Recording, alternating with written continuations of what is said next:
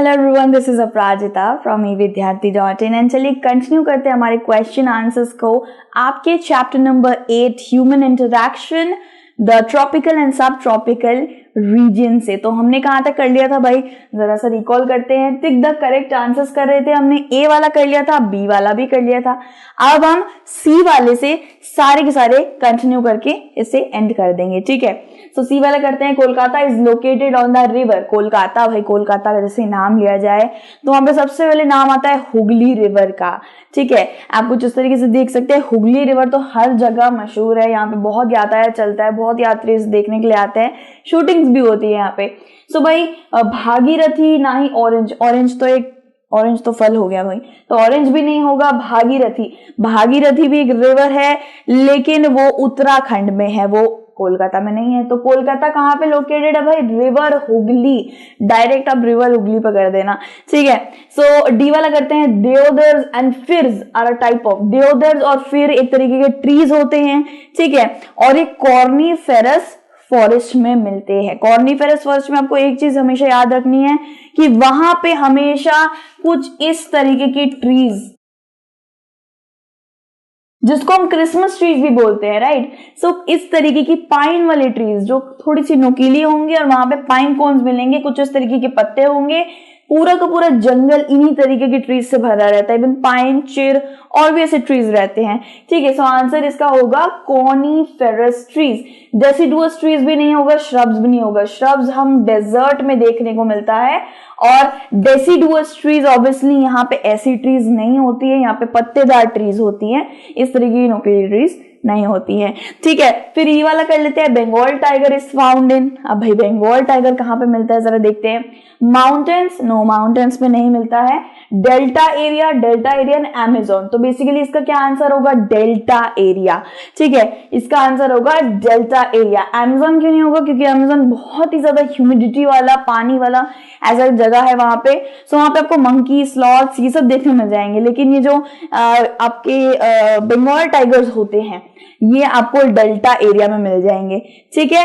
अब यहाँ पे आप सारे के सारे आंसर्स एक बार फिर से रिकॉल कर लीजिए। कुछ स्क्रीनशॉट लेना है, स्क्रीनशॉट ले लीजिए, ठीक है। चलिए आगे बढ़ते हैं हमारे मैच द फॉलोइंग के साथ। भाई ये काफी ज्यादा मजेदार होते हैं, तो जल्दी जल्दी से कर लेते हैं। कॉटन टेक्सटाइल, कॉटन टेक्सटाइल भाई कहाँ पे मशहूर है, भाई हमारे इंडिया का कॉटन टेक्सटाइल बहुत मशहूर है। इंडिया में से यहाँ पे किसका नाम आपको दिखाई दे रहा है, वाराणसी। तो वाराणसी भाई ये ऐसी जगह है, वैसे तो आसाम भी है लेकिन आसाम में आपको चाय, टी ये सब मशहूर मिलेगा। तो कॉटन टेक्सटाइल का भाई वाराणसी हो जाएगा। अगर आप मेरी तरह इस तरीके से करोगे ना तो ये नीट एंड टाइडी नहीं लगेगा, तो मैंने एक करके दिखा दिया है। तो यहां पे मैं साइड में इसका उत्तर लिख देती हूं, ये इसका पहला 1 होगा, ठीक है। इसका F का 1 हो जाएगा। मलोका किसको कहते हैं, अमेज़न बेसिन में जो लोग रहते हैं ना वो लोग घर बना के तो रहते ही होंगे, सो वो स्लैंटी रूफ्स बनाते हैं, यानी कि कुछ इस तरीके के रूफ्स बनाते हैं, तो उसको मलोका बोला जाता है उस घर को। तो स्लैंटी रूफ होती है उसकी, तो मलोका का ये डी वाला हो जाएगा जिसमें लिखा हुआ है स्लैंटी रूफ। फिर उसके बाद आता है पिराना। पिराना क्या है, जानवर है? नहीं, पिराना एक मछली का नाम है, ठीक है। पिराना क्या है, मछली का नाम है। और थर्ड वाले में पिराना लिखा हुआ है, यहाँ पे जी में पिराना लिखा है, तो मैं यहाँ पे थर्ड का क्या हो जाएगा, जी हो जाएगा। उसके बाद क्या है भाई, फोर्थ वाला है सिल्क वॉर्म। सिल्क वॉर्म क्या होता है, इसलिए यहाँ पे कुछ इससे रिलेटेड आपको दिख रहा है, यस सेरिकल्चर। यहाँ पे सेरिकल्चर लिखा हुआ है। सेरिकल्चर क्या होता है, रेयरिंग ऑफ सिल्क वॉर्म्स का पूरा प्रोसीजर होता है, उसे सेरिकल्चर कहा जाता है। अब समझ लीजिए, आपको एग्जांपल देती हूँ, समझ लीजिए ग्रेप्स होती है, हमने देखा होगा ना ग्रेप्स के वाइन यार्ड्स बने रहते हैं, उससे जैम बनता है, वाइन बनती है, तो उसका एक प्रोसीजर चलता है उन सब चीजों को मैन्युफैक्चर करने का, उसका जूस निकालने का इंडस्ट्रीज के अंदर, तो उस प्रोसेस को विटिकल्चर बोला जाता है, ठीक है। तो इसका नाम क्या दे रखा है, सेरिकल्चर दे रखा है। रेयरिंग ऑफ सिल्क वॉर्म्स को सेरिकल्चर नाम दे रखा है और इसका हो जाएगा फोर्थ, ठीक है, फोर्थ हो जाएगा। ये सी वाला इसका आंसर है। फिर आता है काजीरंगा। काजीरंगा क्या है, काजीरंगा जगह है, नेशनल पार्क है, किसका, असम का, ठीक है। असम का Kaziranga it's a national park, तो इसका ए आंसर है असम, ठीक है। ये हमने सारे के सारे आंसर कर लिए हैं, अब एक बार देख लीजिए। आगे हम लोगों के पास गिव रीजन आ जाता है, ठीक है। फर्स्ट वाला करते हैं जल्दी से। The rain forest are depleting. Rain forest जो हमारे अमेज़न बेसिन के, अमेज़न की रेन फॉरेस्ट है वो धीरे धीरे डिप्लीट होते जा रहे हैं, खत्म होते जा रहे हैं। ऐसा क्यों हो रहा है भाई? ऐसा इसलिए हो रहा है क्योंकि लोग वहां पे एग्रीकल्चर स्टार्ट कर रहे हैं, वो अच्छी बात है, और लेकिन इतने सारे पेड़ पौधे हैं तो वहां पे फायदा भी दिख रहा है कुछ लोगों को कि वो उन पेड़ पौधों को काट दे और उससे फर्नीचर या बाकी एक्स्ट्रा मटेरियल को बना दे।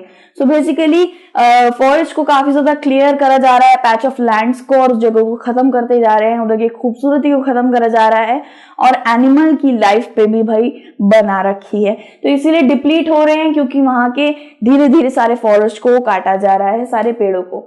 The rain forest are depleting because of the development activities. Development activities की वजह से that are going at a fast speed, ठीक है। The biological diverse rain forest are being destroyed day by day. It's estimate that a large number of large area of rainforest has been disappearing, ठीक है। And annually in the Amazon basin. तो धीरे धीरे करके, annually मतलब कि साल भर साल थोड़ा थोड़ा पार्ट करके डिप्लीट खत्म करते जा रहे हैं, और ये डाइवर्सिटी वहां की खत्म होती जा रही है, ठीक है। As a result the top soil is washed away when the rains fall and the lush green forest turns into a barren landscape. तो यहाँ पे ये बोला जा रहा है कि वहां की जो टॉप सॉइल है, टॉप सॉइल क्या है? टॉप सॉइल जो सबसे ऊपरी लेयर होती है मिट्टी की, वो काफी उपजाऊ होती है, उसके अंदर काफी ज्यादा उपजाऊगृति होती है, न्यूट्रिएंट्स होते हैं। तो क्या हो रहा है, अमेज़न बेसिन इतना ज्यादा घनी जगह है कि वो सनलाइट को एंटर नहीं होने देता था, ठीक है। तो बेसिकली क्या करा जा रहा है, धीरे धीरे पेड़ों को काटते रह रहे हैं, और बारिश बहुत तेज तेज करके सारे मिट्टी भागे ले जा रही है, ठीक है। और साथ ही साथ पेड़ों को जब उखाड़ा जाता है तो वो भी एक तरीके से पूरी मिट्टी बंजर बना देती है जगह, इतनी बुरी तरीके से उनको हटा दिया जाता है through the help of machines, big big machines. तो क्या हो रहा है, हमारा जो लश ग्रीन थिक फॉरेस्ट है, Amazon basin, Amazon rain forest है, वो धीरे धीरे करके डिप्लीट हो रहा है इंसानों यानी कि मैन मेड चीजों के द्वारा। तो डिप्लीटिंग के लिए आप आराम से लिख देंगे कि बहुत सारे कारण हैं इसके, ठीक है। सो सेकंड वाला करते हैं, paddy is grown in the Ganga Brahmaputra plain. Paddy यानी कि चावल, ठीक है, पैडी यानी कि राइस। तो राइस ग्रो होता है भाई गंगा ब्रह्मपुत्रा प्लेन में। अब यहाँ पे इसका हमें रीजन देना है। तो the cultivation of paddy requires sufficient water. आप जानते हैं कि चावल को बहुत पानी चाहिए होता है, और गंगा और ब्रह्मपुत्र रिवर्स जो है उसके अंदर बहुत सारी फर्टिलिटी है, उसके पानी में बहुत ज्यादा न्यूट्रिएंट्स तैरते हैं, और उसके पास जो प्लेन एरिया होता है, जो एक तरीके से जो जमीन होती है उन रिवर्स के पास में, तो क्या होता है बेसिकली वहां पे अगर आप क्रॉपिंग करें राइस की, चावल की, तो वो बहुत ज्यादा उपजाऊ होंगे, वो वहां पे बहुत अच्छी उसकी खेती होगी, क्योंकि साइड में ही गंगा ब्रह्मपुत्र प्लेन है, पानी बहुत ज्यादा मात्रा में उन क्रॉप्स को मिलता रहेगा, ठीक है। सो चावल को बहुत ज्यादा पानी चाहिए होता है। The Ganga Brahmaputra plain fulfill this condition because they receive high rainfall।